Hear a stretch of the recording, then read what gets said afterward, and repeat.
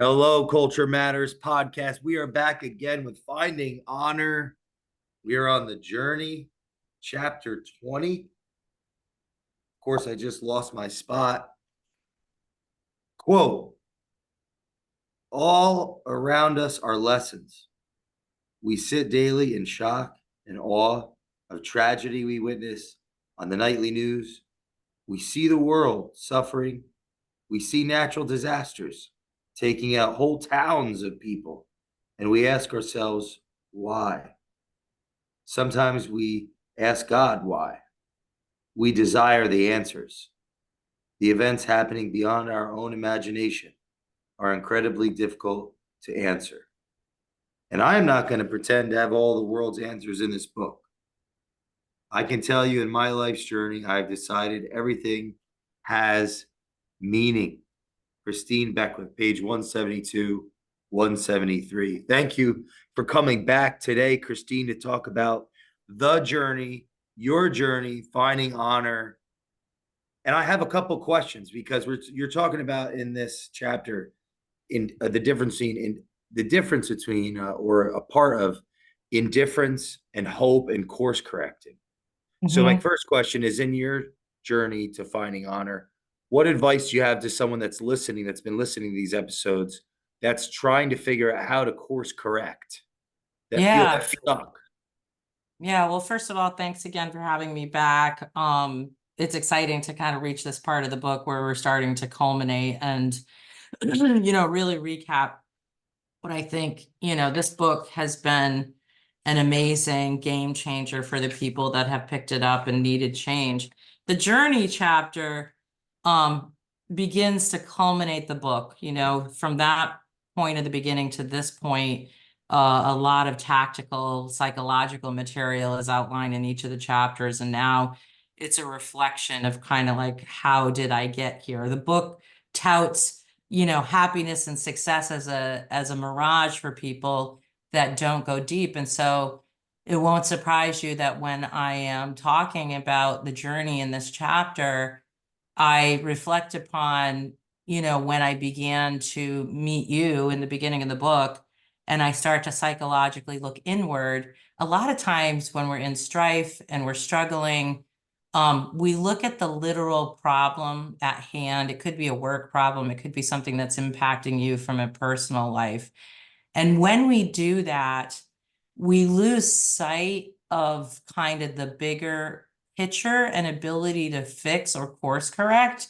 And so my whole life, if I was angry because something was happening bad at work, I would look at the problem I had at work and just dissect it and analyze it. And often I could get through the obstacle, but only to see the same or similar problem repeat itself. And that was true in my life as well. And so it wouldn't be until I got into the deeper work that I understood that underneath all of our problems are, deeply rooted cause and effects of our trauma. And so our response mechanisms in life, and Harvard University has written about this, and I've used the study to, in my book Wise Eyes, and also in the Blueprint for Success, which is our business plan here at 2020. And it's the psychological piece where we talk about recovery, and speed to recovery, like what comes to disrupt our lives.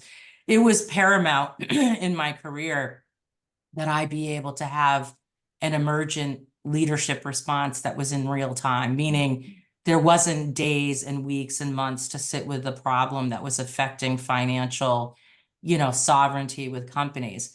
It's kind of funny, but in life, we're losing ground every single day that we're dwelling and we're going down some sort of rabbit hole without recovery. Our ability to like override the voice in our heads that tell us to lay down and stay down, is really the fight for life. It's pulling up a conscious, deliberate voice that says no to the voice that you naturally have that's telling you something is bad or making you just overthink. And it's not easy. It's not easy to, consciously bring that voice to the top. It takes like real effort. And if you're unaware of the tactics that is required or are required to do this, you will continue to ride along in your life and business as well, just naturally reacting and probably losing ground, maybe even suffering. And in my case, spiraling, which I share in previous chapters. And so the book brings you to a place where it talks about your, life's road, and how are you going to walk it, and how are you going to recover from it, and how are you going to save yourself, essentially. And it's very specific in here to say, what the mechanisms are that I found that now have me being able to do this. And I'll end by saying, I did not realize that, I would need all the tactics in this book immediately following the finish. As I stated in the previous chapter, my sister died 3 days after the book finished. I would have like 5 business days to reread what is considered to be the final draft of the book twice through, which is typical required from editors, to sit in my grief period and have that assignment to read, stay focused on the reading, was so difficult because my head was not where it needed to be in the initial days after the trauma of losing my sister. But what was interesting is every single chapter lent me something for the exact moment that I was in. And it was just as if I had written my own survival guide, and it reminded me that I knew what I needed to do to survive. And actually, this book helped me, navigate the days and weeks and the year ahead that I would need to go through. And helping other people as they read it helped me. Becoming the teacher of it really helped tremendously. On page 173, you talk about during the pandemic, I was called to act. I realized within the first few days of the global pandemic, confining us to our homes in an international worldwide lockdown, the suffering was at an extraordinary, incredibly deep level. How did you how did you lead your organization during that time? And was it a time of growth, despite the suffering, despite things that were out of your control? And then what lessons, Yeah. It took a monumental shift for me to get to a place where, you accept the plight of an outcome. And so, ironically, today, looking back on that, it would be one of my greatest moments in my career that would pivot me as a leader. And it actually is in my bank of successes, not failures. Success is interesting because, when companies soar, you feel like you're doing everything right. And leadership, in our industry is often bestowed upon top producers. The best loan officer, sometimes production wise, is given a leadership role, and they're not equipped often to do the in-depth leadership that they need. They know the tactics of selling, but there's so much beyond that. And this would be true for me at that point in my career because I knew how to grow things. I knew how to sell things. I knew how to lead salespeople, to help a company execute a closure in the black and spare shareholder price, which was the ultimate task at hand in that moment, which would be billions of dollars to the major firm. Success was touted in the end because we did close our final quarter in the black, which, was unprecedented in the landscape of the national platform. And so even though the work was opposing to what I love to do, which was build and broaden, it was still something I was able to do and offboard all the people. And my message changed. We were working on helping them build resumes to the future. And, there's a chapter, or there's a paragraph inside this chapter about hope. And, hope is a word that's ingrained, in me. I wrote about hope in my new book coming out this fall, High Selling is a Drug. When I get into one of the psychological chapters, it's called A Bridge Built on Hope. It's an amazing chapter. The editors rarely give me compliments. They're very, sterile. But they wrote a late night message to me when they edited this chapter and said, this chapter is a lecture by itself. And it's called, it dives into like walking forward on nothing more, with no 2020 vision, with no vision of the future, with the unknown in front of you. And it speaks to leaders about how do you do leadership with conviction if the only thing you have is to ask the person to walk with you in faith. Are you willing to honestly tell them that you don't have all the answers, but that you know that you'll find them? Do you have the emotional link with your people that will make them want to go on that mission with you on nothing more than loyalty and faith? And, in the opening chapter of Breaking the Cycle, I wrote the word hope. And I write about what hope meant to me as a little girl. That's a memoir of kind of my rags to riches story. And each chapter has a word that's prevalent in my character and the co-author's character, Wendy Wright, who is a childhood friend of mine. And writing in our little girl voice in every chapter about what those words meant to us as little girls, because we really wanted to tie back the journey from youth to adulthood and why that walk was successful for us, what was ingrained in our character to do that. And I speak about hope. I had hope where it was impossible to, and just impractical to have it. I was coined as a little girl as kind of a dreamer. And I unpacked the fact that I was working against a tide of very logical parents who would often bring my feet back to the earth by reminding me of our limitations as a family financially. There were things I wanted to do and I couldn't do them. And I just always had this like can-do attitude. Like you could not tell me no. That bode me really well in my career when I was facing things, like, never before positions held by women, that would be quoted to me. I really didn't pay attention to that, but someone might say like, there's never been a woman at the district manager level for H&R Block. And I remember the person saying H&R Block's been open for 52 years and they've never had a senior executive leadership in any of their divisions that is female. And I was told this by a competing applicant for a promotion. Someone I had worked with, a man who had less tenure than me and a little less production, great leader, by the way.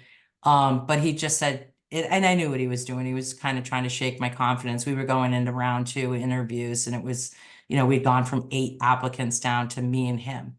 And we kind of decided to have like a friendly competitor conversation before we went into the interviews. And I knew it was strategic because he said, are you worried about the fact that they've never had this before? And I said, well, I didn't know that statistic, even existed. Um, and I would just tell you that in times like that, I just always believed that, what would matter at the end of the day is my ability to deliver results. By the way, for everybody that's listening that has any level of competition, that was like throwing down the gauntlet for me competitively, because when I got off that phone call, and I have a chapter on competition in High Selling as a Drug, and I talk about fierce competitiveness and strategy against your competitor, abundance mindset and things like that. But I dissected what he was good at and what he was weak at.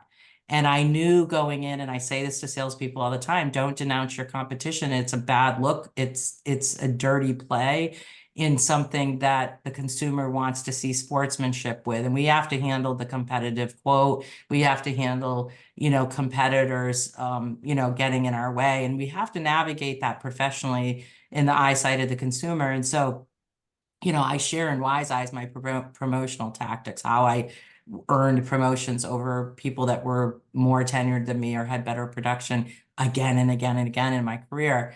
And I just went in there and I didn't put that man's name in my mouth, but I spoke to my strengths that I knew were his weaknesses, tied to what the job would require.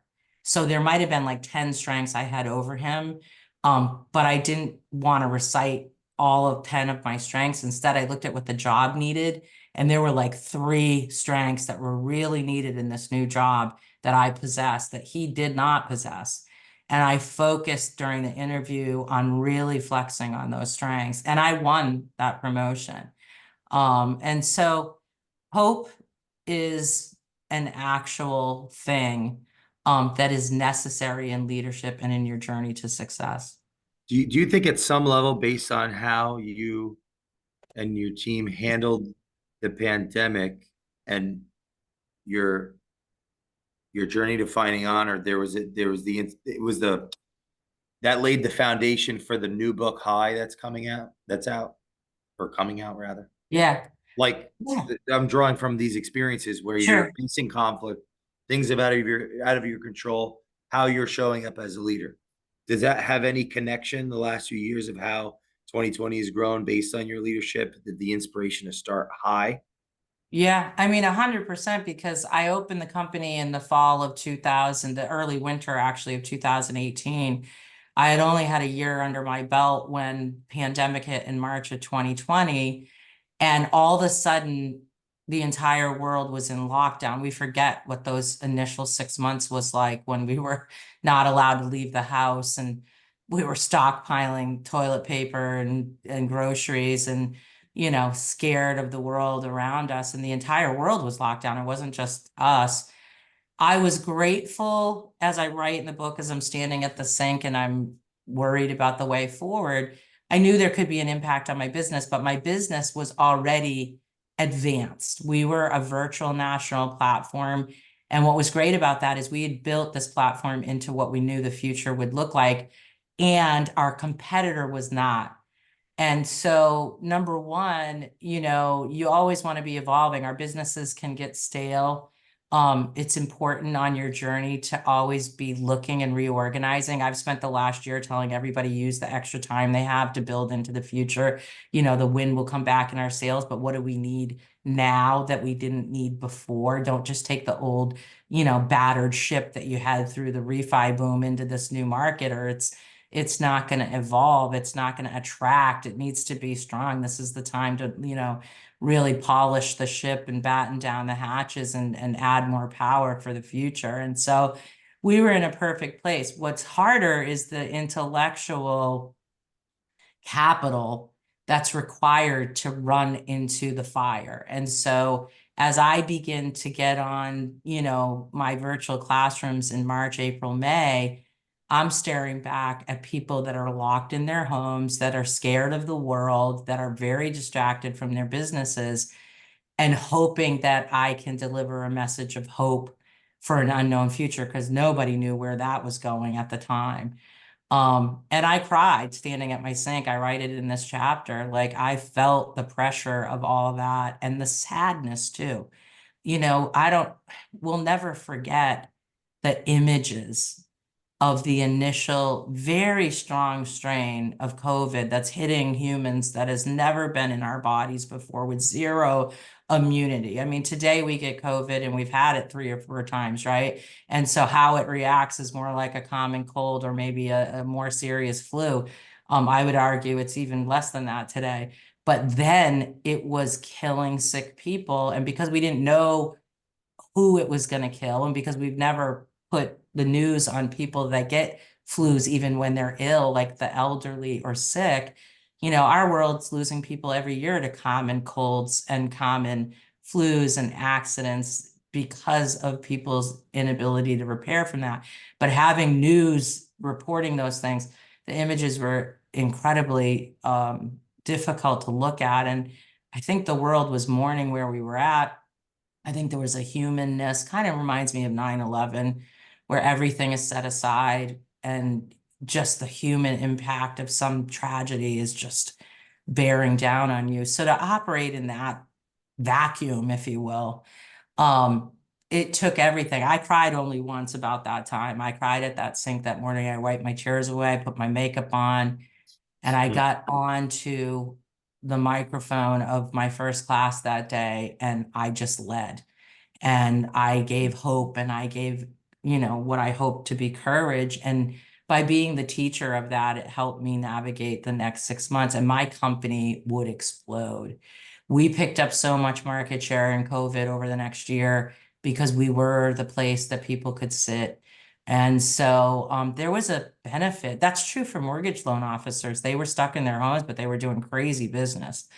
And so you never know where you're going to find your success and happiness, but a lot of times deriving that comes from the dark places that we don't even imagine are going to make us look at ourselves different in the mirror and say, I'm doing it. Like I'm crushing it. It's that middle of the mountain feel when the adrenaline kicks in and you're exhausted and think you can't go another step. And then all of a sudden your body just gives you everything you need to get to the top. And you just have that run through the wall, scream at the top of your lungs, adrenaline push. And I've been there so many times, and I push people to get there themselves, because until you get to that break forward point, I call it, you're never going to know. Runners know this.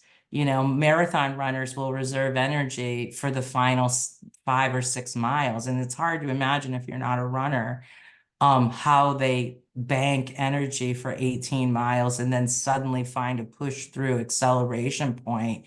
But the human body has a positive fight mode that you go into. And I unpack this in High Selling is a Drug, about selling and sales. I have reached that point again and again and again in the fight forward in my career and running businesses. And I hope to help other people push through those hard breaking points to get there, because man, if you live your career without having that moment, you are missing out on what every pro athlete feels when they run onto the field at a deficit point wise.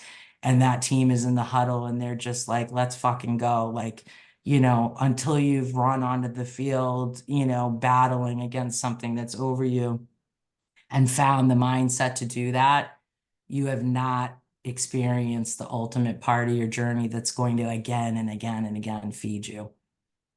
Last question. Why should someone, if they put the book down, go back to it? Finding Honor. Yeah. Because the second read through, I will argue, is going to just, give you the crevices of things. We, our minds are computers. And so I always talk about reticular activation, which is our ability to like see things more prevalently. And I talk about it again in High, how do you have top of mind sales? What are the practices you can do to have yourself always looking for the opportunities every single day? And so if you read Finding Honor a second time, it's like watching a movie. I can't even remember. Oh, Chevy Chase's Vacation. I'd probably seen it 30 times in my lifetime. And no doubt, I use this as an example in Reticular Activator. One day, a few years back, I was sitting watching it, and I suddenly saw a scene I had never seen before in the movie. And I was like, did they redo this movie? And Corey's like, no, like, that's always been there. And I'm like, no way. And it really bugged me. Like, it's kind of made the hair on my arm stand up, because I was like, how could I have seen this, 30 times and not seen that? And actually, I assessed the whole thing because it was bugging me. And I looked at the scene right before the new scene that I didn't see. And it is a hilarious scene where I have no doubt I was just rolling in laughter, and it made me not see the next scene every single time, like for whatever reason. And so books are meant to be absorbed. This is a heavy book. This is a deep psychological book. This is a book that will save people, but it's a book for people that are ready to break through. And I really believe if you read it a second time, it's going to speak to you. And I think what's going on in your life will change the way it speaks to you. I think if you're depressed and you read this book, the chapters that talk about those things will stand out. I think if you're struggling in business and you read it, then it's going to have, tactics that help you there.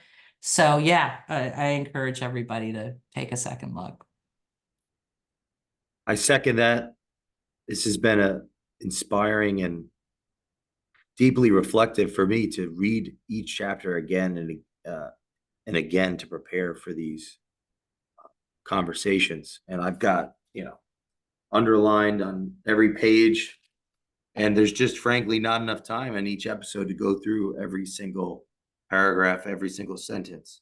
So I challenge the listener, pick up your copy of Finding Honor and start your journey to the truth. And we will see you next time on The Culture Matters